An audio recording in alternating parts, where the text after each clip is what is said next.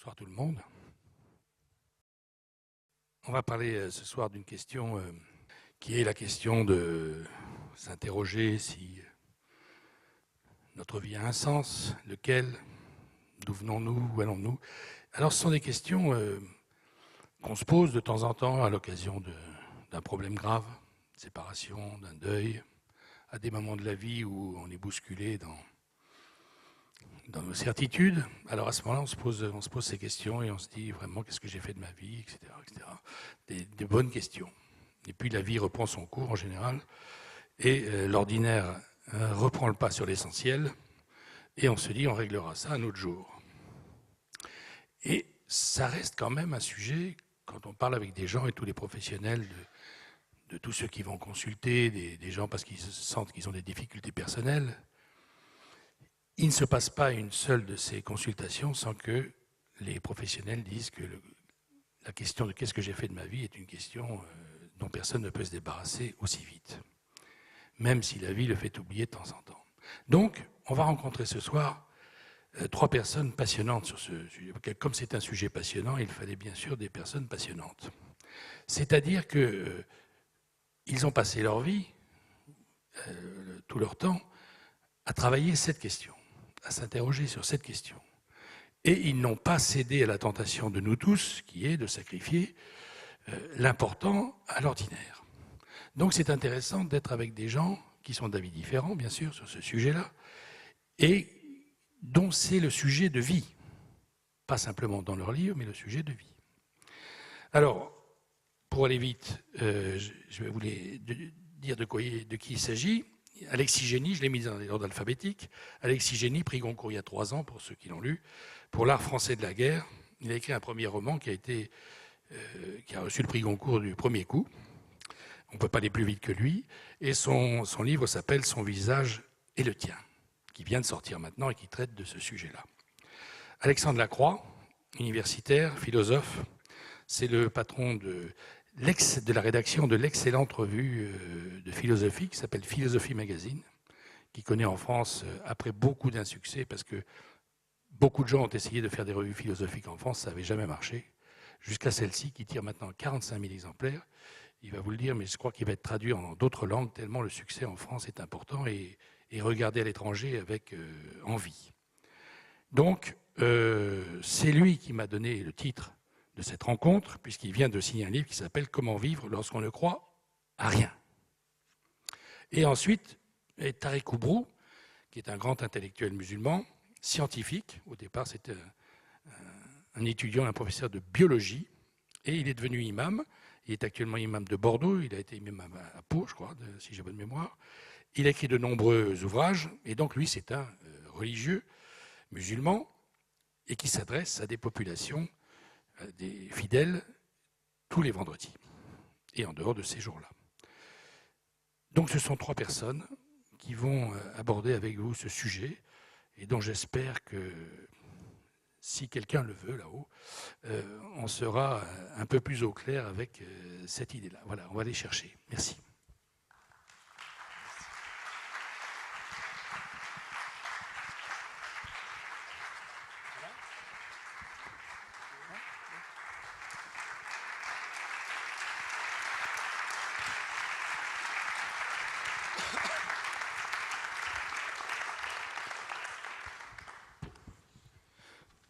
Bonsoir, messieurs.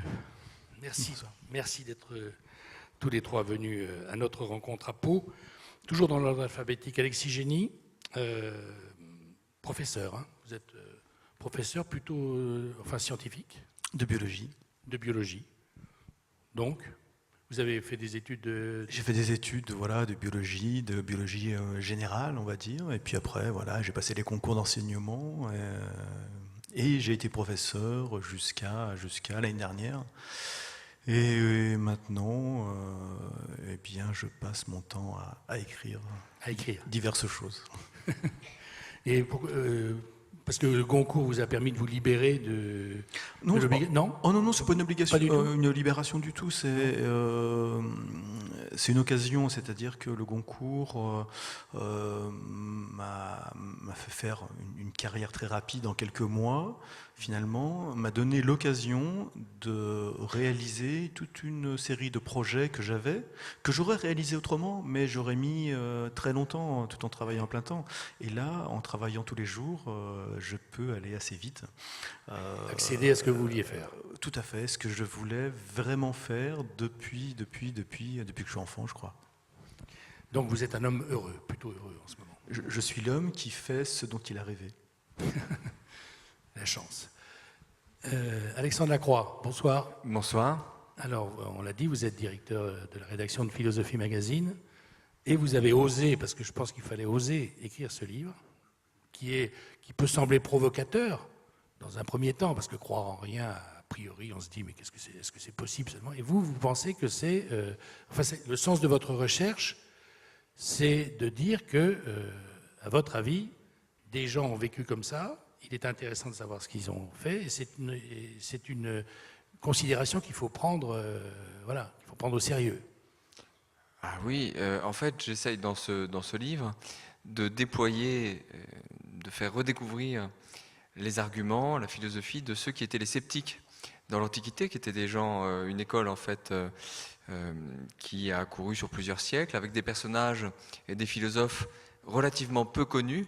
Les institutions se sont toujours méfiées des sceptiques. Alors ces philosophes peu connus, ce sont des gens comme Pyrrhon, Sextus Empiricus. Leurs noms ne vous disent peut-être pas grand-chose. C'était une école très influente dans l'Antiquité. Et donc j'essaye d'abord de les faire redécouvrir dans le livre, et effectivement de m'appuyer sur eux, m'appuyer sur cette lecture pour proposer une philosophie morale, une manière d'envisager l'attitude existentielle qu'on peut avoir en ce monde, qui soit contemporaine.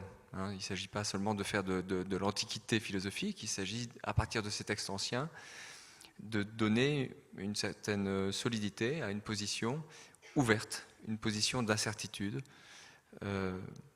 Voilà. Tarek Oubrou, bonsoir. Bonsoir. Alors, imam de Bordeaux, bon, vous avez aussi, bizarrement, vous avez commencé votre carrière intellectuelle dans la science. Vous étiez un scientifique au départ. Oui, scientifique au départ, imam par accident. J'imagine que l'accident n'est pas Comme quoi, vraiment... la question de la foi n'est pas quelque chose de prévisible dans la planification et le dessein des hommes. La foi, la croyance est par essence quelque chose d'inattendu. Alors, juste avant de commencer, je voudrais vous demander en quelques mots que vous nous disiez, Alexis Génie d'abord, si vous avez rencontré, c'est quand même le sujet de votre dernier livre, mais dans quelles circonstances, comment s'est passée votre rencontre, vous, avec le sentiment mystique, on va dire, pour être large et vous laisser définir plus exactement peut-être ce qu'est exactement votre pensée. Alors, bien sûr, à une question pareille, on ne peut pas répondre simplement, hélas. Disons que je n'ai pas eu une apparition, comme ça se fait dans la région. Vous n'êtes pas gentil pour nous, là. C'est vache comme truc. J'ai vu un bus où il était écrit Lourdes comme ça qui passait. Je dis oui, en effet, on est là. Alors, en fait, il y a plusieurs réponses. C'est-à-dire que je pense que ce sentiment spirituel ou sentiment mystique, c'est quelque chose qui m'a été un peu transmis de façon un peu confuse. Donc je pense que déjà, enfant, il y avait quelque chose de cet ordre-là qui était dans ma famille, mais pas explicite. Moi je suis un enfant des années 60-70, en pleine déchristianisation, en pleine laïcisation absolue de la société. Il y avait un passé chrétien chez moi, mais voilà, je n'ai pas eu d'éducation chrétienne. Et puis après, longuement, j'ai tâtonné ici ou là, et j'ai toujours été attiré par ça. Ça a pris différentes formes. C'est passé beaucoup par le bouddhisme, les arts martiaux, les choses comme ça. Et puis, il y a, on va dire, peut-être une quinzaine d'années, je me suis brusquement rendu compte que tout ce que je sentais, tout ce que je pouvais, ce vers quoi j'étais attiré, pouvait tout à fait prendre la forme du christianisme, d'un rapport avec Dieu. Et c'est quelque chose qui est en cours, et même faire ce livre, ça n'a pas été un témoignage de ce que je savais avant, ça a été un travail littéraire, et au cours de ce travail littéraire, petit à petit, j'ai précisé ce que je ressentais. Donc c'est vraiment un processus qui a commencé tout petit, de façon confuse, et 50 ans après, c'est un petit peu plus clair. D'accord. Et vous alors, Alexandre Lacroix, votre détachement, j'allais dire. Oui, alors moi j'ai pas une tâche très facile. En fait, j'aurais presque préféré qu'il y ait aussi un rabbin, comme ça j'aurais pu affronter les 3 religions du livre d'un coup. Parce que 2 sur 3, c'est un peu incomplet. Non, puisqu'on y va prudemment et que vous parlez d'accidents, de ressentis, etc., je peux aussi partir d'une certaine manière de cette expérience de ce que j'entends par ne croire en rien. Oui, c'est intéressant que vous disiez. Mais oui, il me semble, ça signifie, pour moi, ne pas adhérer à un système d'explication du monde, qui soit d'ailleurs scientifique ou religieux. C'est une expérience, ne croire en rien, qui nous est donnée à tous. Par exemple, ce matin j'étais dans l'avion, c'est vrai que l'avion c'est un moment de contemplation qui s'y prête bien, il faut toujours regarder les paysages quand on a la chance d'être près du hublot, mais il y a une incroyable beauté du paysage vu d'en haut. Mais c'est aussi une expérience qu'on peut faire quand on regarde le ciel étoilé et on se dit mais enfin, je n'ai pas d'explication. La cause de tout ça, la cause de ma présence sur Terre, je ne sais pas l'expliquer. Si je prends un peu la mesure du cosmos, de l'univers observable, plusieurs centaines de milliards de galaxies, comptant chacune plusieurs centaines de milliards de soleils, avec des exoplanètes qui tournent autour de ces soleils, parfois des soleils beaucoup plus grands que le nôtre, des planètes beaucoup plus grandes que la nôtre. C'est immense et il n'y a pas vraiment d'explication satisfaisante, je trouve, en tout cas c'est mon ressenti, ni du côté de la science, au sens où la science permet d'écrire des mécanismes physiques, mais elle ne va pas jusqu'au cœur de ce pourquoi très intense, pourquoi je suis là. Et de la même manière, la religion, la religion demande quelque chose qui est comme le sceau de la foi, mais beaucoup de systèmes philosophiques font l'impasse un peu sur ce vertige ou le mettent de côté et donc posent assez rapidement des hypothèses, des axiomes à partir desquels on va dérouler un magnifique édifice rationnel, un système rassurant. Mais il existe une autre voie, une autre manière de procéder en philosophie à laquelle je suis attaché, qui consiste à essayer d'entretenir ce vertige et ce sentiment d'incertitude en soi-même comme étant presque une source de vivification permanente de la pensée. C'est ce que fait Socrate quand, très souvent dans les dialogues de Platon, il dit mais je ne sais pas, il ne se pose jamais en expert. Justement, il déjoue l'assurance des experts en leur posant des questions et en montrant la relativité de leur expertise. Parce que lui, il dit qu'il ne sait pas. Et de la même manière, et en écho à cette position socratique, Montaigne qui demande le « que sais-je », son « que sais-je », il vient de l'un des hommes les plus savants de son siècle. Son « que sais-je » signifie, il sait bien sûr des tas de choses, il a des connaissances en philosophie, en art, en histoire, etc. Il sait des tas de choses, mais il n'a pas de savoir quant au tout. Et donc, toute mon argumentation, mon effort pour construire une morale, c'est-à-dire une manière de voir l'existence, part de ce vertige initial, et il ne s'agit surtout pas de le masquer ou de l'ignorer ou de se raccrocher parce que la quarantaine venue, c'est le moment, moi je vais bientôt devoir faire mes bagages. Non, mais c'est-à-dire que plus on se rapproche de la mort, plus on a tendance à vivifier cette croyance, cette espérance que quelque chose nous attend derrière. Non. Voilà, moi je pense qu'il est intéressant au contraire de rester en contact avec l'incertitude fondatrice. Enrico Bro, vous avez dit tout à l'heure que imam par accident, ça n'existe pas, ça, imam par accident. C'est une vision comme la de vérité. Écoutez, oui. Vous voulez dire par là que ce n'était pas prévu au départ? Oui, vous savez, la question de... je suis né dans une culture où la religion est presque le plasma culturel de la société, donc on est plus dans l'appartenance identitaire. C'est l'appartenance de la majorité des musulmans, ils appartiennent à une identité, à une culture, mais de la culture à l'identité jusqu'à l'esprit et le spirituel d'une religion, il y a toute une démarche. Il y a plusieurs manières d'accéder à cette notion qu'on appelle la foi. Il y a une manière réflexive, c'est-à-dire l'incompréhension du monde justifie la foi. Ce que disait le mystère. C'est-à-dire lorsqu'on s'interroge sur le sens, c'est qu'il y a un sens. L'interrogation elle-même est très significative, parce qu'on ne peut pas l'évacuer dans notre esprit, tout simplement parce qu'on est habité nous-mêmes par le mystère. Et déjà l'interrogation sur le sens, c'est déjà le premier pas vers la quête du sens. La foi ne lève pas le mystère. Quand on est dans la foi chrétienne, juive et musulmane, on n'est pas dans la certitude, on est dans les convictions.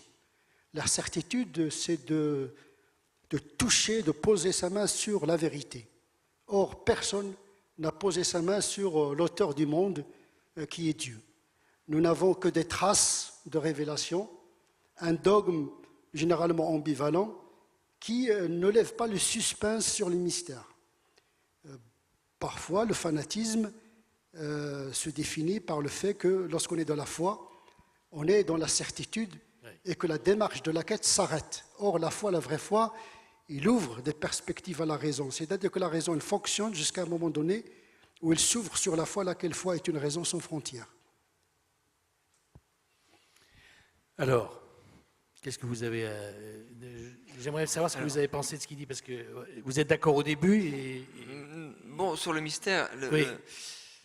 En fait, imaginez que vous êtes... S'interroger, c'est déjà... Voilà. Je vais prendre une situation. Vous êtes commissaire de police. Et vous faites des enquêtes sur des crimes, des homicides. Et il y a deux cas de figure. Il y a un cas de figure où vous savez qui est le coupable, parce que vous avez un bon indice ou vous avez un très fort pressentiment, vous savez qui est le coupable. Et dans ce cas-là, vous allez utiliser une procédure rationnelle, c'est-à-dire vous allez effectivement constituer votre dossier, essayer de ramasser des preuves pour arriver au tribunal à confondre le coupable devant le juge et que sa culpabilité soit reconnue par le juge. Mais là, vous partez d'une affaire où vous avez la solution, c'est-à-dire vous savez qui est le coupable. Et puis il y a des cas où il y a bien un cadavre, il y a bien un mort, mais vous ne savez pas qui est le coupable. Et là, vous utilisez votre rationalité ou votre raisonnement, vous engagez aussi des procédures rationnelles, celle de la police scientifique, celle de l'interrogation d'éventuels témoins, mais vous ne savez pas du tout où vous allez. Je crois qu'au fond, c'est ce qui distingue les deux positions, c'est que dans les deux cas, on peut mettre en place des procédures de raisonnement rationnel, on a l'air d'argumenter comme des gens sérieux, même quand on croit, mais ces procédures rationnelles, dans un cas, on sait qui est le coupable, on en a une vague idée, nos parents nous l'ont dit, une éducation religieuse nous l'a inculqué.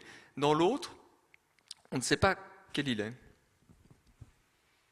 Vous vous sentez dans la position Écoutez, qu'il décrit ? il y a deux démarches qu'il faudrait distinguer. Karl Popper, il a bien serré, il a bien compris cette complication épistémologique entre le raisonnement scientifique et le raisonnement métaphysique. Deux épistémologies complètement différentes.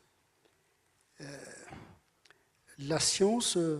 justement, procède par méthodologie, avec un cadre théorique. A priori, on sait à peu près ce qu'on cherche. Mais l'erreur consisterait à trouver ce qu'on cherche. C'est ça l'erreur, c'est trouver ce qu'on cherche. Ce n'est pas une découverte. C'est ce qu'on appelle la sérendipité, c'est-à-dire la découverte inattendue. Généralement, les grandes découvertes n'étaient pas une démarche rationnelle. Ce n'était pas ce qui était recherché au départ. La relativité d'Einstein, toutes les grandes théories ont été de l'intuition qui sort des cadres théoriques établis par les méthodologies scientifiques. Par contre, quand on est dans la métaphysique, on n'est pas dans la même épistémologie de la quête. On est dans l'intuition, dans les sentiments. C'est ça, la foi, c'est l'ordre des sentiments. C'est pourquoi Karl Popper, et j'aime bien cette démarcation, il appelle ça la démarcation entre la métaphysique et le scientifique. Le scientifique, on peut le vérifier, on peut le falsifier, ce qu'il appelle la falsification de la théorie. Par contre, la métaphysique, il n'est pas falsifiable. Il n'est pas de l'ordre de la vérification dans le sens scientifique du terme. Le monde de la foi, il relève de la deuxième démarche, des choses qu'on ne peut pas vérifier rationnellement, scientifiquement, épistémologiquement parlant. Et donc, il ne faudrait pas que la foi soit irrationnelle. Il est irrationnel parfois, mais n'est pas irrationnel. Il n'y a pas qu'un seul mode de connaître la vérité. Nous mobilisons le corps, les neurones, l'intuition, l'héritage. On est traversé par un interdéterminisme. Il y a plusieurs déterminants qui nous traversent. Et puis chacun ferait son chemin. Parfois, il y a la foi par héritage, par culture. Il y a plusieurs méthodologies de foi. Mais la foi peut devenir irrationnelle et dangereuse lorsqu'il n'est pas canalisé par une raison raisonnable et qui peut justifier n'importe quel comportement, parce que quand on est dans la foi et dans les croyances, on est dans le comportement également. C'est notre manière de voir le monde qui va déterminer notre manière d'exister dans le monde. Et le passage de théologique, de métaphysique à l'éthique, il peut être dangereux s'il n'y a pas une métaphysique assez sage. C'est la sagesse qu'on appelle une foi sage. Mais alors pourquoi l'islam? Parce que ce que vous venez de définir, c'est le théisme. C'est-à-dire la relation avec un mystère qu'on ne nomme pas, qu'on approche. Donc pourquoi l'islam? Que faire de tous ces éléments du dogme? Il y a quand même un livre, le Coran est censé avoir un rôle très particulier dans l'islam, puisque c'est la parole de Dieu. Et donc, moi, ce qui me pose problème dans votre manière de présenter l'islam, c'est que quand même... J'ai pas parlé de l'islam. Oui, mais justement... J'ai parlé... De la je foi. n'ai pas encore Oui, ouvert le chapitre islam.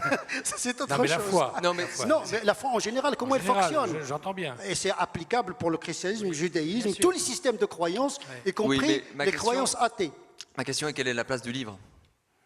Quelle C'est est un la point place de du... départ. Puisque sur le mystère, on va assez vite tomber d'accord. Le sceptique est en deçà du mystère, le religieux est au-delà du mystère. C'est-à-dire, il fait un pas de plus. Il dit oui, il y a un mystère, mais tiens, et si c'était Dieu, Allah, qui avait fait le coup? Mais quel est le statut du livre? Quel est le statut de ce texte pour vous? Ça, c'est une question. Voilà, il faut attendre la réponse. En vérité, le texte ne parle pas de lui-même. Ce sont les hommes qui le font parler. Et donc, on revient toujours à l'homme, la qualité de l'homme. Vous savez, les premiers théologiens, la première question qui a été formulée dans la théologie spéculative en islam, c'est le statut de la raison par rapport à la révélation. C'est-à-dire que la raison doit oblitérer le contenu du texte. Quand il s'agit des croyances métaphysiques qui ne touchent pas l'ordre de la matérialité de la vie, les anges, etc., ça, on ne peut pas le vérifier, la raison ne peut pas ni infirmer, ni confirmer. Quand on est dans l'imperceptible par rapport au sens et par rapport à la raison, ça, c'est le domaine des croyances théoriques. Mais dès qu'on passe à l'usage de ces croyances au niveau de l'éthique, là, la raison s'introduit. Al-Ghazali, qui est un théologien, philosophe et un mystique, disait que, en vérité, la révélation est une raison extérieure et la raison est une révélation intérieure, parce que l'auteur est le même. Toute la pensée théologique, spéculative et mystique consiste à concilier entre l'immanence et la transcendance. Et c'est de la qualité de la raison dont dépend la qualité de la foi du croyant. Tous les croyants n'ont pas la même croyance ni la même interprétation de la foi. Et là, on va tomber dans une foi fanatique, une foi ouverte, une foi qui garde le doute, parce qu'une foi sans doute n'est pas une foi. Nous avons un Abraham dans le Coran qui doute, et le prophète de l'islam qui dit « nous sommes les plus à même de douter qu'Abraham ». Et donc, il y a toujours une relativité dans la croyance. C'est-à-dire que le Coran, c'est un point de départ et ce n'est pas un point d'arrivée. Je vais passer, parce que vous avez dit quelque chose, Tariq Oubrou, qui tombe sur la manière dont Alexis Génie, lui, a ressenti sa relation avec la foi. Il a dit tout à l'heure, il n'y a pas que la raison, il y a beaucoup de choses, il y a la culture, etc. Il y a les sentiments, les émotions, les sensations. Et alors, dans votre livre, vous avez expliqué au début donc, que vous n'aviez pas de culture religieuse et que ça vous est venu de manière un peu inattendue. Hein. Et donc, vous parlez des 5 sens qui sont les nôtres, vous en avez ajouté un 6e, et vous nous expliquez dans ce livre comment, par exemple, le sens de l'ouïe, à entendre, a révélé votre foi. Et donc, c'est une visite que vous faites dans une église du Mâconnais. Et voilà, je vais vous demander de lire, ça dure une page, c'est long d'une page, comment vous avez, comment vous avez connu, comment vous avez ressenti toutes ces idées qui vous sont venues avec une église et un silence.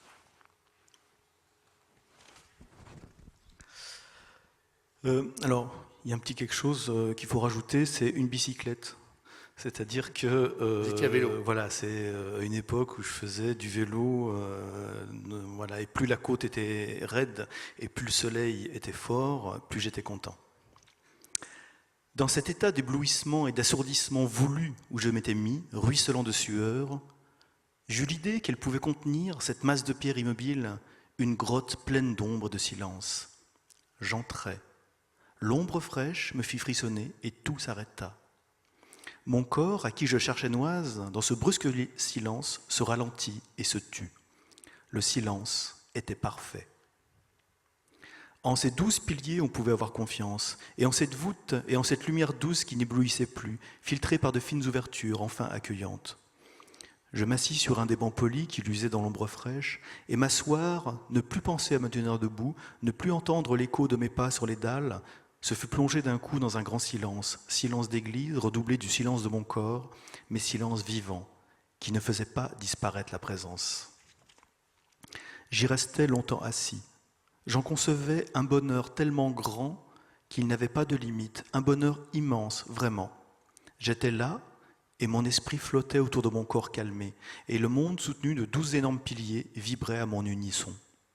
Quelque chose de tout petit, de très fin, d'infime vis-à-vis des efforts que je venais de faire sur la route et de la masse du bâtiment où j'étais entré, palpitait en moi comme une toute petite respiration, comme un murmure, comme le ressac des images verbales avant qu'on les prononce, dont on ne sait pas d'où elles viennent, et elles passent et reviennent sans insister ni s'arrêter.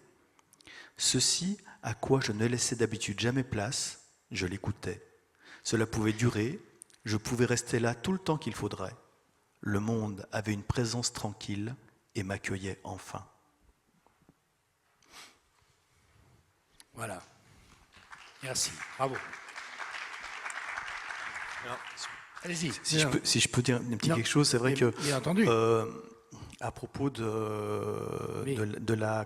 l'alternative qu'a posée Alexandre Lacroix sur foi et scepticisme, en fait j'aimerais en sortir de cette voilà, c'est-à-dire par rapport à la foi, mon souci n'est pas de savoir pourquoi je suis là, peu importe. Mon souci n'est pas de savoir ce qui se passera après. Ça ne dépend pas de vous. Non, puis bon, on verra au moment. Mon souci n'est pas de connaître le sens de ma présence ici. Peu importe. Je crois à la biologie, je crois à la géologie, je crois à la Terre vieille de 4,5 milliards d'années, je crois à Darwin et à l'évolution. Pas de problème. Mais ce que je racontais un peu là, dans ce livre, c'est tout simplement que le sentiment de présence, l'intensité du sentiment de présence au monde est telle qu'il fait office de sens. C'est-à-dire que le sens de ma présence au monde, c'est l'intensité du sentiment de cette présence. Et ça me suffit. Et je ne cherche pas un Dieu qui sera l'explication du monde. C'est qu'au moment de l'intensité de cette présence, ma réaction serait plutôt de l'ordre de l'action de grâce, une sorte de joie d'être là. Donc c'est peut-être une troisième possibilité face à l'assassinat dont il était question il y a quelques instants. Mais Alexandre Lacroix, vous avez entendu ce texte. Il se passe quelque chose qui n'est pas de l'ordre de ce dont vous avez parlé tout à l'heure. Vous voyez ce que je veux dire? Est-ce que vous n'êtes pas bousculé par ce texte, par ce qui se passe dans la tête d'Alexis Génie à ce moment-là, et ce qu'il vient de dire? Non, les paysages du Mâconnais, j'ai vécu dans le Mâconnais 5 ans, j'y ai fait du vélo tout le temps, et j'avais sans cesse ce type d'éblouissement. Alors c'était pas dans des églises, mais non, mais là où je suis sérieux, c'est-à-dire que la présence au monde, comme étant la chose la plus vraie ou la plus sûre à laquelle on ait accès dans un monde d'incertitude, c'est quelque chose qui est tout à fait présent dans la pensée des sceptiques. Pour le dire vite, en métaphysique, les sceptiques ont une métaphysique relativement pauvre. Parce que si on prend celle de Pyrrhon, en fait, voilà, ce qui se passe, c'est qu'en général, en philosophie et en métaphysique, il y a le rideau des apparences, il y a ce qu'on perçoit, le monde, et puis, très souvent, les systèmes métaphysiques proposent une hypothèse sur ce qu'il y aurait derrière les apparences. Alors, ce qu'il y a derrière les apparences, ça peut porter plusieurs noms. Ça peut être Dieu, ça peut être l'être. Certains parlent de structure ontologique. Enfin, il y a plusieurs manières de le nommer, mais il y a quand même toujours cette idée qu'on doit démasquer la forme pour atteindre le fond. Les métaphysiques de la tradition occidentale sont très dualistes, très souvent dualistes. Et le geste de Pyrrhon, qui est un auteur grec, est un geste simplificateur. C'est-à-dire que pour lui, on ne peut pas statuer sur ce qu'il y aurait derrière les apparences. Alors, c'est une métaphysique très pauvre au sens où Timon, qui était le grand élève de Pyrrhon, dit l'apparence, où qu'elle soit, l'emporte sur tout. Donc, l'apparence du monde l'emporte sur tout. Donc, je suis tout à fait prêt à partager ces élans-là parce que je reconnais que la métaphysique sceptique est pauvre et néanmoins, elle a une richesse. Sa richesse, c'est qu'elle convie à l'expérience esthétique. C'est-à-dire L'expérience esthétique, c'est-à-dire que si jamais vous ne dévaluez pas ce qui est présent, ce qui est perçu, ce qui est sensible, ce qui est là, au profit d'un Dieu ou d'un être lointain, alors tout d'un coup, le chatoiement d'un coucher de soleil, un paysage dans le Mâconnais, dans lequel on n'est pas obligé d'entrer dans les églises, mais il faut bien admettre que les églises romanes sont jolies, mais ces expériences du monde perçu, cette expérience de se placer devant les apparences et de les aimer, de les savourer, prend une intensité métaphysique extraordinaire. Donc, si vous voulez, la même expérience, le même éblouissement devant le monde, je le partage et je décris quelques scènes qui sont parfois proches dans le livre. Des scènes de présence au monde, des scènes d'observation du monde, sans avoir besoin de faire entrer Dieu par la petite porte dérobée. Très Cobreau. Oui, tout peut être donné dans les apparences, mais les apparences sont des phénomènes et des symboles, sauf si on est dans le non-sens comme sens. Il n'y a pas de sens à chercher. C'est-à-dire, on est dans la philosophie de l'absurde, qui est une philosophie qui a ses fondements. Hume également est passé par le scepticisme, un des philosophe du scepticisme auquel d'ailleurs Kant a répondu par la critique de la raison pure, limiter le champ de la raison pour sauver la foi. Et là est né le principe de la démarcation entre deux modes de connaissance. Est-ce que l'apparent est le sens de l'existence ou bien il ne porte pas de symbolique? C'est comme vous lisez un livre avec des vocables mais qui n'indiquent aucun sens. Vous avez des lettres, vous avez un livre, et vous êtes dans les apparences, donc il n'indique aucune idée. C'est-à-dire vous éliminez la notion de l'idée. Vous êtes dans le perceptible, mais vous n'êtes pas dans l'intelligible. Et donc vous liquidez la pensée et l'idée. Et on se limite uniquement au phénomène sans langage. Et ça, c'est respectable. Mais, à mon sens, ça liquide la question du sens. Qu'est-ce qu'il y a derrière le phénomène? Qu'est-ce qu'il y a derrière l'apparence? Un corps, il cache quelque chose. Lorsque vous parlez, j'entends la parole, elle vient d'où? Comment une pensée, au niveau neuroscientifique, comment elle se traduit en une pensée? Laquelle pensée se traduit en une parole? On est complètement dans la métaphysique.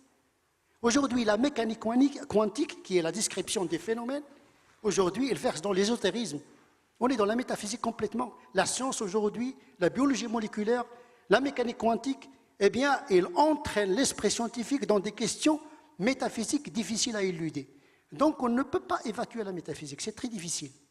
C'est notre condition d'être humain, que d'être des êtres métaphysiques. Vous êtes d'accord, Isigénie, ou bien vous restez sur votre définition tout à l'heure qui était assez... elle emportait l'assentiment, parce qu'elle était sans prétention, j'allais dire, et en vous éloignant précautionneusement des deux fondements de vos deux camarades. Elle vous évitait de rentrer dans le débat. Alors, le problème, c'est que j'ai pas la tête philosophique et que quand très très vite, dans les raisonnements complexes, je perds un petit peu pied et donc voilà, ça me pose un problème. Moi, je suis un humble écrivain et voilà. Donc, par contre. Par rapport à cette espèce de sentiment esthétique dont il est question, on peut en effet ressentir ce sentiment esthétique en étant sceptique ou en ayant la foi. C'est vrai que... Alors, ce que je pourrais dire de façon peut-être simple, c'est que finalement, j'ai pas besoin de Dieu pour expliquer les choses. Il est là, voilà. Donc ça suffit. Et c'est pour ça aussi que cette espèce de recherche que j'ai pu faire, enfin de recherche sur, enfin pas sur moi-même, sur là où j'en étais par rapport à cette question-là, ça a pris la forme d'une sorte d'exploration physique du corps, où j'explore le voir, l'entendre, le toucher, le sentir, le parler aussi, puisque j'en fais un organe d'essence également, parce que quelqu'un qui se mêle un peu de littérature se rend compte que la parole est quelque chose qui est sensible et qui se déforme de soi-même face aux événements. Donc c'est une exploration du sensible parce que finalement ces dogmes, ces pensées, etc., puisque je ne les avais pas vraiment acquises, j'essaye de reconstituer quelque chose à partir de ce sentiment de présence, et j'essaye de redonner sens déjà pour moi-même à tous ces termes du dogme, tous ces termes chrétiens infiniment répétés depuis quelques siècles, qui à force d'être répétés se rigidifient un peu. Eh bien, ils me conviennent, je les ai adoptés, mais je leur redonne un sens en fonction de ce que je... Vous ressentez vous-même. Voilà, de ce que je ressens, mais c'est un sens qui n'est pas mon sens à moi, c'est un travail que font tous les gens qui sont dans une foi qui n'est pas uniquement une foi de consolation pour essayer de comprendre pourquoi ils sont là, mais tout le monde fait ce travail-là de revivifier à chaque génération, pour chaque personne, revivifier toutes ces notions qui sont assez larges et assez floues. On essaye tous, depuis quelques siècles, de retrouver sens à toutes ces notions que sont le Christ, la parole, le Verbe, la résurrection, etc. C'est finalement le travail de chaque génération de chrétiens, de redonner sens à ces termes-là. Ils sont là. Ils sont là comme des églises, comme des bâtiments, et après, on vient les habiter. C'est ce que disait. Alexandre Lacroix, vous n'êtes pas simplement sur l'affaire de la religion, vous, hein, Non. Vous élargissez beaucoup. En fait, ce qui m'intéressait, il se trouve que là, le débat se prête à des arguments contradictoires sur la foi. Ce qui est assez amusant, c'est que si je n'étais pas là, ils seraient quand même violemment en désaccord tous les deux, parce que on a une représentation très incarnée d'une foi du sentiment, et de l'autre côté, quand même, une foi plus scolastique, c'est-à-dire une foi travaillée par la raison. C'est pas du tout la même chose. Mais je n'ai pas encore parlé de l'approche mystique, Sophie, chez les musulmans. Ça, c'est un autre. D'accord, mais enfin, la ligne que vous tracez en vous référant à Kant est assez claire. Non, c'est une ligne de conciliation de la rationalité et de la foi. Non, moi, ce qui m'intéressait, c'est vrai, de proposer une morale, c'est-à-dire une attitude existentielle. Alors, je vois que le temps passe. Je vais essayer de la faire comprendre rapidement à travers une image que je donne au début du livre, mais qui me paraît pouvoir résumer les choses. C'est Descartes qui donne dans son discours de la méthode un exemple fameux quand il réfléchit à la manière de conduire sa vie, puisque c'est ça mon affaire. Comment conduire sa vie, sachant qu'on n'a pas de dogme, qu'on ne croit pas en Dieu, comment conduire sa vie. Et Descartes dit, voilà, figurez-vous que vous êtes dans une forêt, que vous êtes perdu, vous avez une solution, c'est quand il réfléchit à sa morale provisoire, vous visez une direction, un arbre, peu importe la direction, vous marchez longtemps et vous finirez par sortir de la forêt. C'est la méthode qu'il propose. Alors, il me semble que dans cette image qui est très frappante, qui a été longuement commentée, se glisse subrepticement une notion du salut. Parce que la forêt a une lisière, on sort de la forêt, on se retrouve dans une vallée, là il y a une auberge, une très jolie aubergiste. Non, c'est peut-être pas nécessaire, mais non. si. Une chapelle.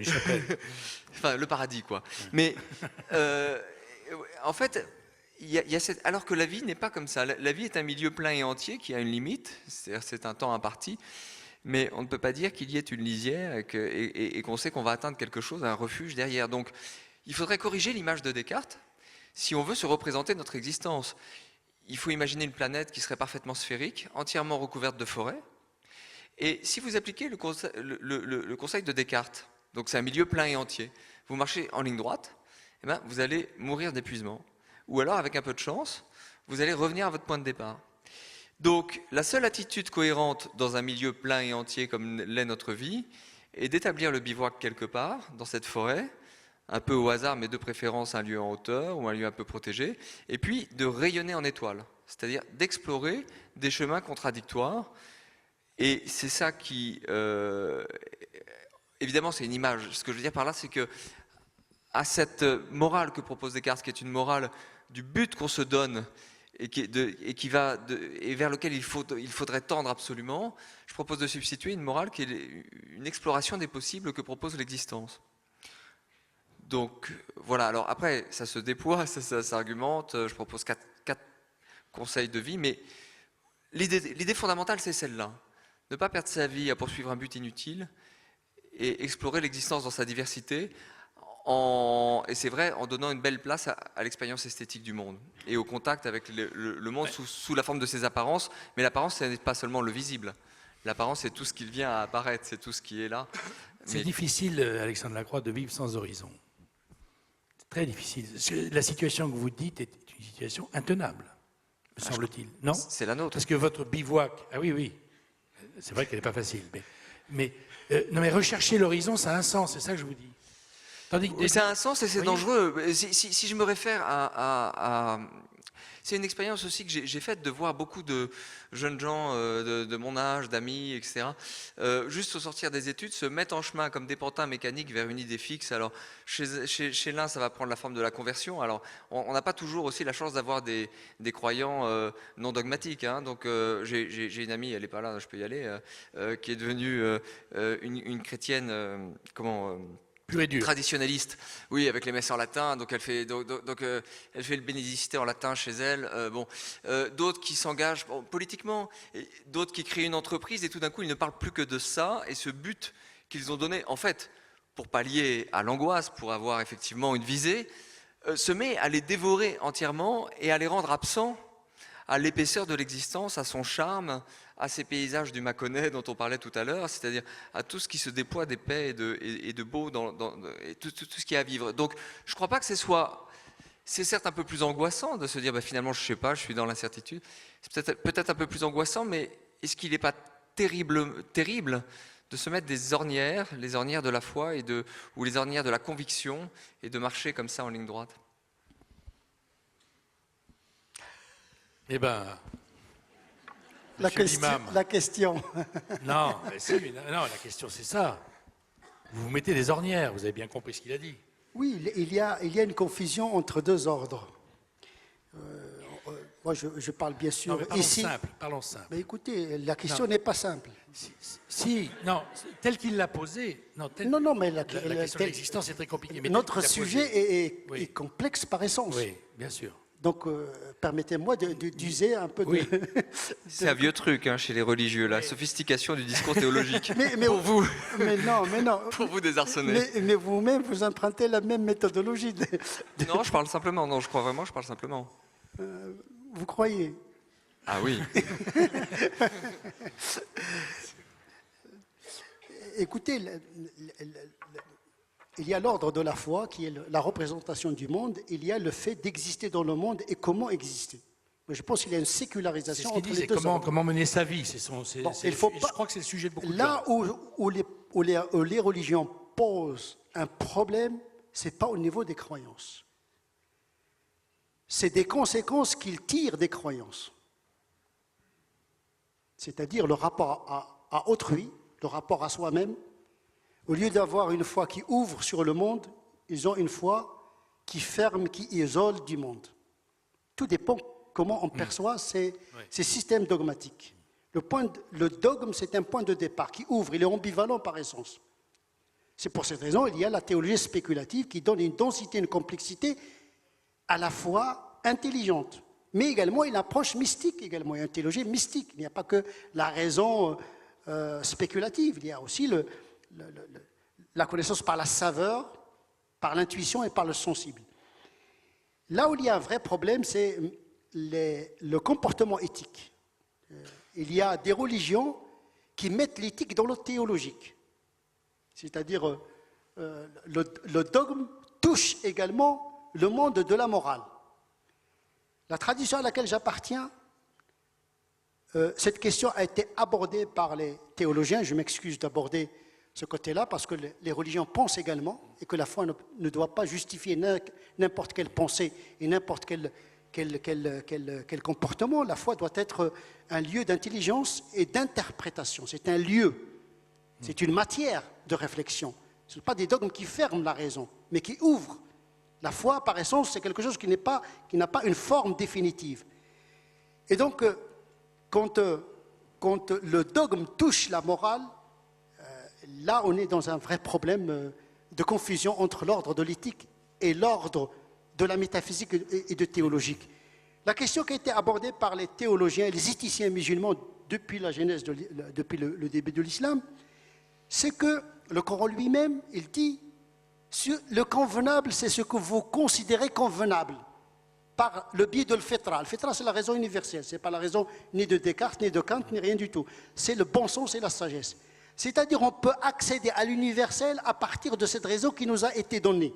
Si on croit que celui qui nous a donné la raison, c'est celui qui nous a révélé la révélation. Il ne peut pas nous donner d'un côté une raison et nous tromper par une révélation. Il n'y a pas de tromperie. C'est-à-dire qu'il y a une conciliation entre le bon sens et le contenu même d'une révélation, puisqu'on est dans l'ordre de l'inspiration, c'est-à-dire une vérité qui a été introduite par le biais d'un homme qui a été inspiré, qui a proposé un texte interprétable par essence. Donc effectivement, tout dépend de quelle religion, de quelle interprétation de Dieu et de la religion dont il s'agit. Juste un mot, Génie, peut-être quelque chose? Ouais, parce que finalement, si on est dans un monde plein, dans une planète recouverte de forêts, où il n'y aurait pas de lisière, qu'on aille tout droit ou qu'on aille en étoile, on ne sortira jamais de la forêt. Donc, peu importe. Mais ça me fait penser à Chacun sa route. un ami récemment qui m'expliquait la jungle du Yucatan où il était allé. Mexique. Au Mexique, voilà, il me disait, mais c'est l'endroit le plus monotone du monde et en fait, il n'y a jamais d'horizon. Il dit, les gens qui vivaient là, donc les Mayas, ils n'avaient pas d'horizon. Oh, il faut vraiment avoir une sacrée vie intérieure pour vivre là. Je crois que voilà, c'est ça, pour être dans une planète couverte de forêts, on n'a qu'à s'arrêter au pied d'un arbre et avoir une sacrée vie intérieure.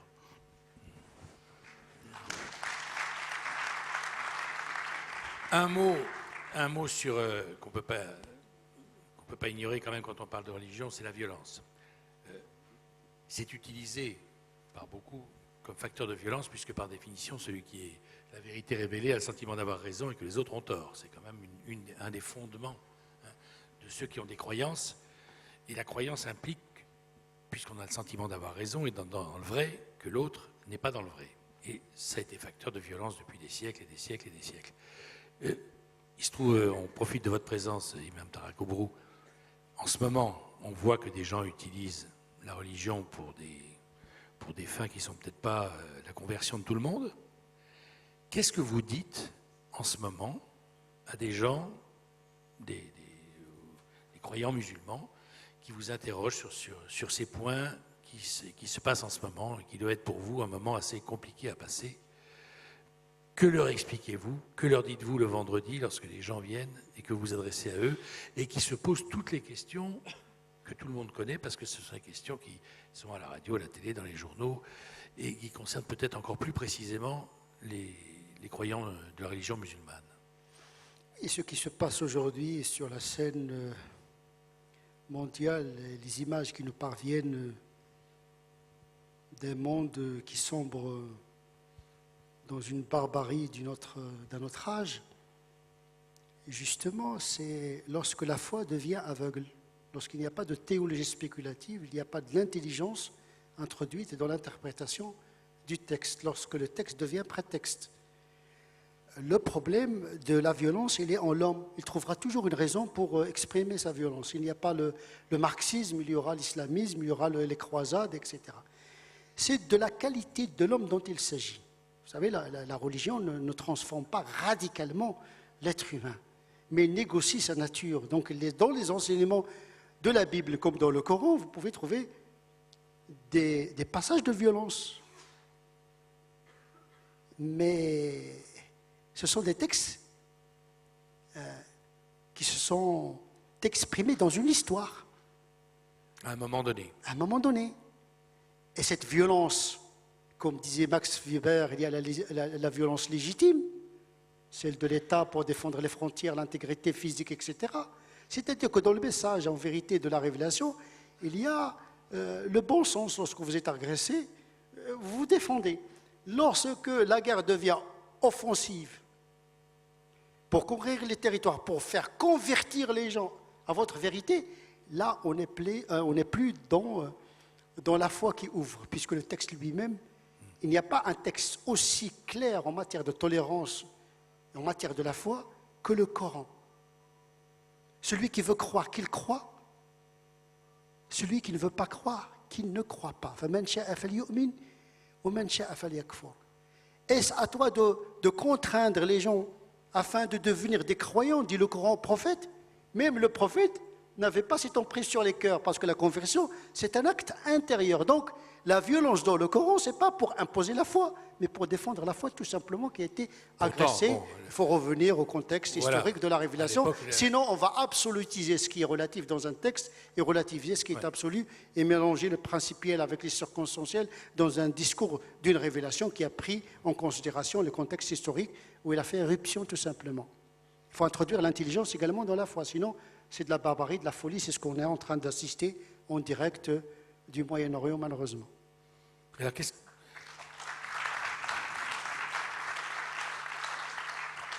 juste un mot pour finir ce sujet, parce qu'il est important et que ça peut troubler beaucoup de gens.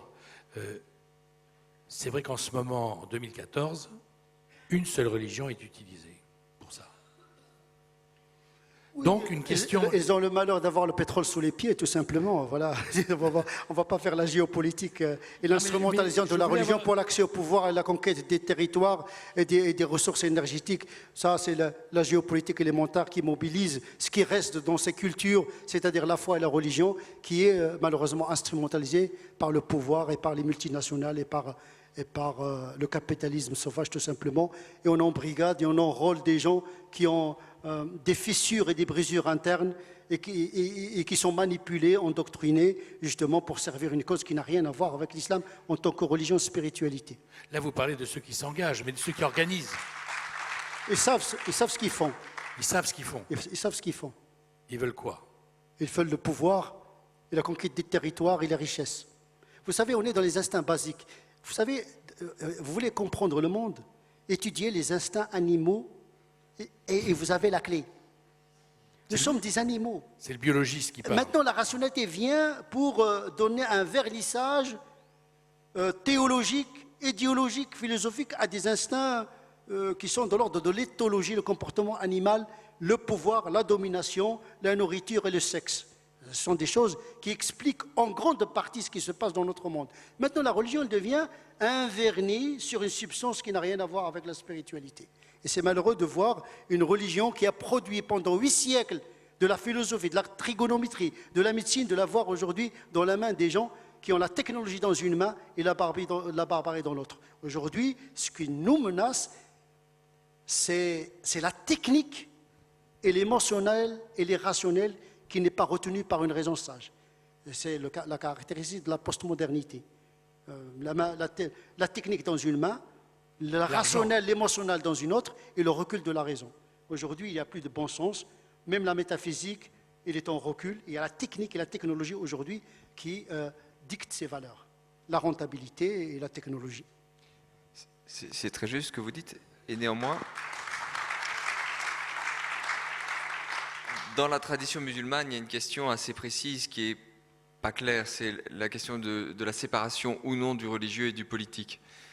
Là où, effectivement, le processus, le christianisme a assez clairement engagé, assez tardivement, mais assez clairement. Oui, c'est vrai que si on lit Bernard de Clairvaux, par exemple, qui l'ordre des Templiers a une règle qui est écrite par Bernard de Clairvaux. Et Bernard de Clairvaux, donc les Templiers, hein, qui accompagnent les croisés. Alors, dans la règle, il est écrit que si jamais un Templier tue quelqu'un sur son passage, il ne commet pas un homicide, il commet un malicide. Il se débarrasse du mal.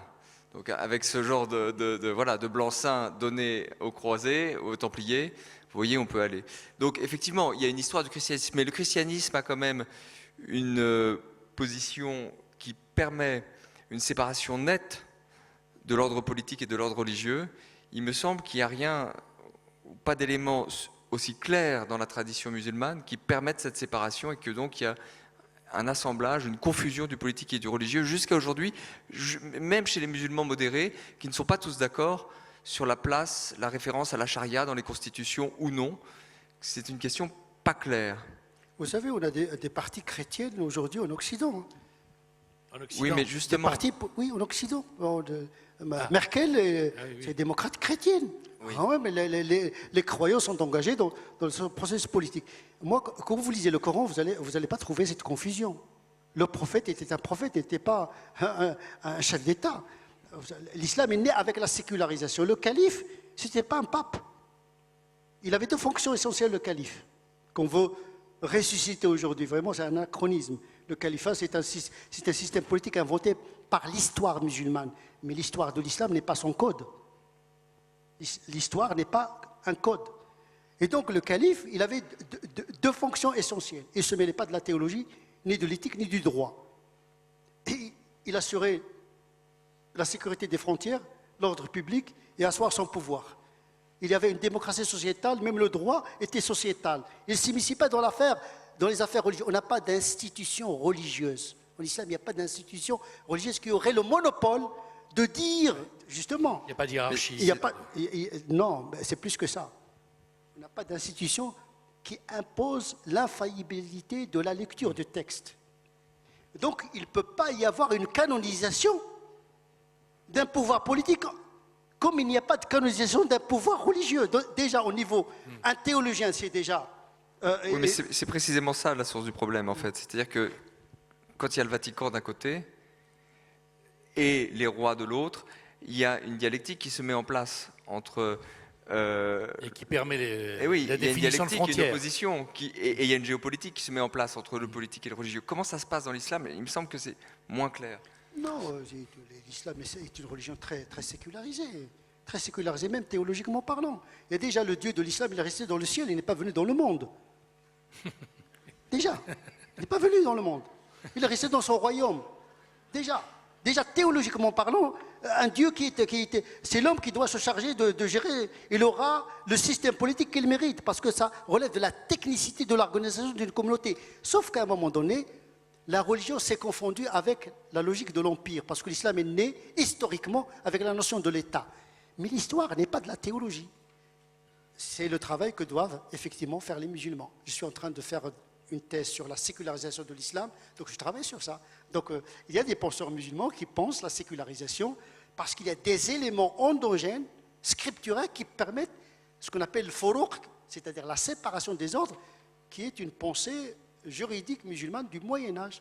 On ne confond pas l'ordre politique et l'ordre théologique, on ne confond même pas l'ordre théologique et l'ordre moral. Il y a une distinction. Il y a toujours une distinction en permanence. Aujourd'hui, il y a une confusion entre l'identité de la Oumma, on confond la Oumma politique avec la Oumma spirituelle. Aujourd'hui, avec l'émergence de l'État-nation, les musulmans sont appelés à revoir leur théologie à la lumière de cette sécularisation, comme l'ont fait les juristes du Moyen-Âge. Ils ont pris en considération les systèmes politiques de l'époque et adapté une certaine théologie politique en fonction de leur histoire. Mais ça, c'est l'expérience historique, ce n'est pas le dogme. Ouais. Alors, enfin, à ce propos-là, c'est vrai que bon, si on regarde les principes, voilà, ce qui serait écrit, etc., on peut en effet discuter très longtemps parce que les principes ne sont pas très très clairs. Moi, je pense que les dogmes religieux sont assez plastiques. Ils peuvent s'adapter. Donc en effet, comme l'a dit Alexandre Lacroix, quand il a fallu justifier l'existence d'un ordre de moines militaires, donc les Templiers, on a demandé à Bernard de Clairvaux de faire une constitution sur mesure. Et puis, d'un autre côté, dans le monde musulman, alors en effet, il y a cette histoire de charia, etc., de droit qui serait tiré du Coran. Bon, il suffit de regarder l'histoire. Je pense à l'Empire ottoman. Bon, le sultan avait beau être calife, il y avait un droit qui était un droit civil qui gérait l'Empire. Oui, c'est vrai, il y avait une liberté de culte. Et les grands États musulmans étaient gérés par des gens raisonnables qui savaient voilà, comment gérer un empire. Donc, peut-être qu'on peut tirer, en effet, le religieux dans un sens, dans l'autre, dans tout. Parce que les principes ne sont pas si clairs que ça. Ils nécessitent interprétation. Et en effet, dans l'islam, il y a des écoles d'interprétation, il y a nécessité de consensus de l'interprétation. En fait, ce qu'on voit actuellement dans l'islamisme furieux, c'est une dérive très moderne d'une partie de l'islam pour des raisons sociales, géopolitiques, historiques, etc. Et moi je suis toujours étonné de l'espèce de collusion qu'il y a entre les islamistes radicaux et on va dire les Européens les plus islamophobes, où tout le monde est d'accord pour dire non, l'islam chez nous. Islam et démocratie, c'est pas compatible. On est bien d'accord. Donc, mais c'est une sorte de voilà, c'est un État historique contemporain. Ce n'est pas l'ensemble de l'islam. En plusieurs siècles d'existence, l'islam et le christianisme ont pris des formes très différentes. Un mot pour finir, peut-être pour s'approcher de la fin. Lorsque Aragon écrit La Rose et le Réséda, le monde, il s'adresse à tous et il dit celui qui croyait en Dieu, celui qui n'y croyait pas. Et à l'époque, c'est vrai qu'on avait l'impression que ça représentait à peu près tout le monde. Hein, c'était sa manière de s'adresser à tout le monde pour dire que tout le monde était convié. Voilà. C'est dans la Diane française, en 1944. Est-ce que c'est encore l'actualité, ça ? Est-ce que c'est aujourd'hui la ligne de fracture essentielle ? Alors, ceux qui croyaient en Dieu, ceux qui ne croyaient pas. Est-ce que c'est là que se jouent voilà, les affrontements futurs ? Parce que ça prend mauvaise tournure, tout ce qui se passe en ce moment. Est-ce que c'est là que ça se joue ou bien autre part ? Moi, j'aurais tendance à penser que la grande opposition que nous avons héritée de la Troisième République entre effectivement les anticléricaux, les cléricaux, les athées, les croyants, ce que réactivait un petit peu aussi Michel Onfray dans son traité d'athéologie est quelque chose d'un peu daté, en fait, d'un peu périmé. Dépassé. Dépassé, que la société a évolué et qu'aujourd'hui, une ligne de partage encore plus importante et plus dramatique oppose non pas les croyants et les athées, mais les dogmatiques et les non-dogmatiques. D'ailleurs, on voit bien qu'on arrive à s'entendre en fait assez vite si on n'est pas dogmatique. C'est-à-dire que les non-dogmatiques, alors plutôt, les athées peuvent être très dogmatiques. Il y a les scientistes, par exemple, en sont un spécimen d'athées dogmatiques qui pensent que tout ce qui en fait ne peut pas s'expliquer par des causes matérielles identifiées est nul et non avenu. Et donc si vous raisonnez de cette manière-là, vous ne pouvez pas justifier la beauté de la Joconde ou du Requiem de Mozart. Les marxistes, d'une certaine époque, le marxisme soviétique, c'est aussi un dogmatisme athée. Et c'est dangereux. Le scientisme fait des ravages, on le voit dans notre monde, le communisme ou le marxisme soviétique a fait des ravages. Et inversement, je dirais qu'on voit bien que dans l'univers religieux, il y a des gens qui sont des non-dogmatiques. Dans la tradition chrétienne, il est évident que quelqu'un comme Pascal s'adresse tout à fait à l'athée, d'une certaine manière, parce que sa foi est en permanence travaillée par le doute, et par l'incertitude, et par l'angoisse, le vertige dont je parlais tout à l'heure.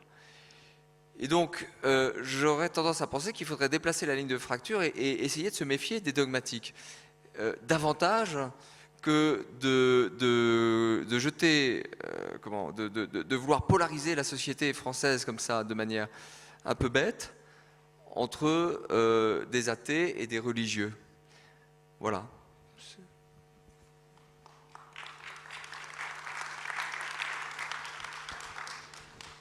Oui, si les croyances nous divisent, eh bien la Terre, d'une certaine manière, nous réunit. C'est-à-dire une éthique commune est possible. Autour d'un projet, vivre ensemble est possible.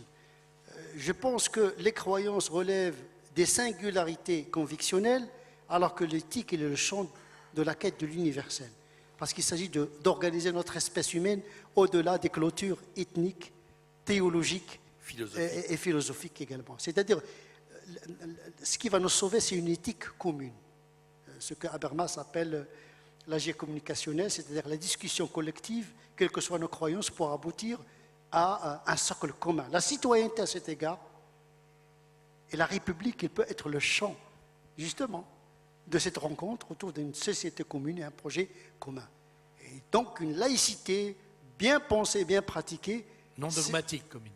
Oui, bien pensé et bien pratiqué, hein, c'est ce qui va sauver nos sociétés d'une certaine manière. Vous avez raison. Est-ce que ça progresse, vous pensez?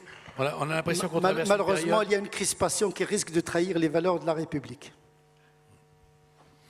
Un mot pour finir, juste la dernière question, parce que vous l'avez abordé, finalement, je crois que c'est la question de tout le monde. Après avoir fait le tour de toutes ces questions, vous disiez tout à l'heure, ce qui m'intéresse, c'est comment mener la meilleure vie possible. Je parle pas financièrement, voilà, mais comment faire pour concilier les choses qui sont explicables, pas explicables, se débrouiller dans cette espèce de truc, de votre histoire de forêt, là, avec tout autour. Comment faire pour... alors lui, il disait, on s'en fout finalement, que ce soit fermé ou pas, parce on se démerde, on est là, on fait ce qu'on peut. Voilà. Donc, voilà. Quel est... parce que c'est ça, à vous trois, j'ai envie de poser la question. Vous êtes... quelle est la manière dont vous y prenez pour être en accord avec vous et de mener la meilleure vie possible dans ce qu'on connaît tous en ce moment?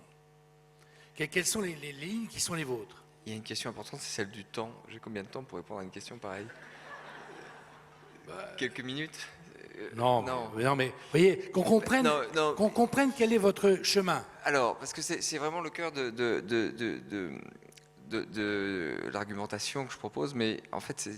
Alors, le cœur de cette affaire, si je m'exprime plus par métaphore, avec cette forêt, c'est que il y a une attitude qui, moi, me séduit beaucoup, qui est proposée par un penseur sceptique qui vivait à Alexandrie au 2e, 3e siècle de notre ère, on ne sait pas exactement quand, qui s'appelle Sextus Empiricus, et qui propose, en fait, sa doctrine, on peut la résumer en quasiment 2 idées.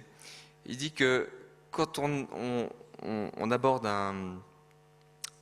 quand on est confronté à un problème, quel qu'il soit, il faut d'abord faire une sorte d'enquête rationnelle. Et puis on arrive à un moment donné où on arrive à construire des raisonnements contradictoires d'égale force. Lui, c'est ce qu'il appelle l'isosthénie des contraires, c'est-à-dire la force égale des raisonnements contraires. Et quand on arrive là, c'est-à-dire quand on a poussé au maximum ce que pouvait l'enquête rationnelle, il propose de suspendre son assentiment, c'est-à-dire d'une certaine manière de faire un pas de côté, de se mettre en dehors de ce que la pensée semble être capable de conclure. Alors qu'est-ce qui se passe quand on fait une enquête rationnelle et puis qu'ensuite on s'en dégage, on fait ce pas de côté? Qu'est-ce qui reste si c'est plus l'argument rationnel quant à la manière de mener sa vie? Qu'est-ce qu'il y a de plus profond que l'argument rationnel? Quelque chose qui est de l'ordre du désir. Mais du désir qu'il faudrait comprendre dans un sens grec, c'est-à-dire ormé, c'est-à-dire la disposition fondamentale à être. Quelque chose qui nous irrigue constamment, quelque chose qui se rapprocherait du conatus dont parlait Spinoza. Donc quelque chose qui est comme une force vitale en nous, qui du coup se déploie parce qu'on se désintoxique. Vous voyez, pour le dire en un mot, se désintoxiquer d'une part des croyances, des dogmes, des théories rationnelles, mener un élagage, se désintoxiquer, et d'autre part, le but de cette désintoxication, c'est de faire ressurgir et de magnifier quelque chose qui est de l'ordre de l'élan vital et du désir. Génie. Euh, La même question, hein. Ouais, voilà. On serait à peu près dans la même réponse. Et c'est-à-dire, bon, la raison est une grande et belle chose, mais elle peut que ce qu'elle peut. Elle a un domaine d'application. Et c'est vrai qu'on peut arriver à cette isosténie des contraires. C'est un très beau mot que je ne connaissais pas et je m'en servirai. Et face à ça, qu'est-ce qui permet de faire un choix? Eh ben, c'est alors ce désir, ce sentiment intime. Alors, juste pour faire saisir ça, il y a un neurologue éminent qui s'appelle Antoine Damasio, pas Antoine. Damasio, c'est son nom. Antonio. Antonio, voilà. Qui a fait des études sur des gens qui avaient des lésions cérébrales et qui, justement, étaient dans l'hyper-rationalité, n'arrivaient pas à prendre de décision. Et leurs lésions cérébrales correspondaient toujours à des zones qui, pour faire simple, mesuraient l'état du corps. L'état, finalement, émotionnel, global du corps. Donc, sans cette espèce d'antenne qui est notre corps, nous ne pouvons pas faire de choix rationnels, enfin pas faire de choix efficaces plutôt, puisque voilà, la raison ne peut que ce qu'elle peut. Donc en effet, cette intuition, ce désir, ce sentiment de soi et sentiment de vivre est en fait notre meilleur directeur. Avec Aubreau.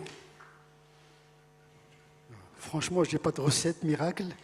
C'est pas une recette. Oui, Non. parce que Vous vous avez voulez des une réponse, je n'ai pas de réponse. Non, la vôtre, celle que vous pratiquez. Je ne vous demande pas une réponse Donc une intellectuelle. réponse subjective. Oui, la réponse qui est la vôtre. Parce devant. que Finalement, ils ont bien dit. Hein. Voilà, la raison s'arrête et qu'est-ce qu'on fait après? C'est sa vie après. Moi, je pense que le travail est essentiellement individuel et subjectif, qui cherche à établir un équilibre entre les exigences de la raison, de la réflexion et l'émotion et le sensible. Donc gérer le sensible par la raison, éclairer le désir par une réflexion, et que le désir ne doit pas liquider la raison en tant que sagesse, bon sens également.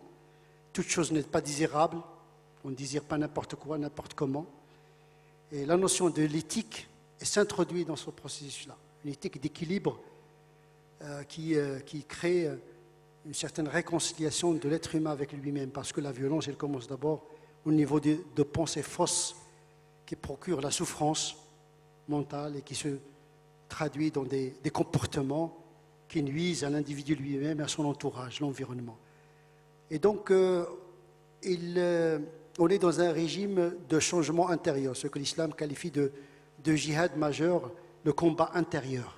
Ça veut dire affronter son désert intérieur, exorciser ses propres démons, parce que, contrairement aux révolutionnaires qui veulent changer tout le monde sauf eux-mêmes, le changement commence d'abord par soi-même. Et change toi-même, l'histoire changera. Il a raison sur un point, juste. Hein. C'est que vous deux, il n'y a pas de limite. Lui, il dit la raison doit intervenir dans votre... On n'avait que 2 minutes. Hein. Oui, non, mais vous n'aviez pas introduit une limite. Totale liberté, quoi. Non, mais il faut quand même... c'est logique que l'imam réintroduise la loi, mais il faut quand même dire que ce désir dont je parlait, Oui. il faut le distinguer du désir des modernes, c'est-à-dire du désir des modernes qui est la petite impulsion vers tout et n'importe quoi. C'est pour ça que j'ai employé le mot grec, c'est pas pour faire pédant, de hormé, parce que c'est un peu autre chose dont il est question. C'est quelque chose qui est une force vitale, et il me semble que cet élan vital ne mène pas à la destruction et à la mort quasiment par définition. Mais là, ça nous demanderait un ample développement. Mais ça ne mène pas à la mort d'autrui, Oui. ni à l'autodestruction. La sienne. Oui. C'est autre chose. Et vous? Comment dire? Oui, alors dans le... Il y a tout un chapitre, le chapitre final du bouquin qui donne son titre au livre. En fait, c'est ça, c'est-à-dire c'est un peu le rapport à l'autre, cet autre qui est devant moi est, comment dire, est porté par la même chose que moi, il est miroir de moi. Et on va dire que le respect de cet autre, mais un respect qui n'est pas légal, qui n'est pas purement éthique, mais qui est senti, parce que l'autre n'est pas si différent, eh bien ce rapport à l'autre, c'est la limite. C'est-à-dire que La reconnaissance de l'autre. La reconnaissance de l'autre et la possibilité d'aimer l'autre parce qu'il est habité par cette même vitalité qui me donne vie à moi-même. Merci. Merci beaucoup à tous les trois. C'est pas facile d'avancer.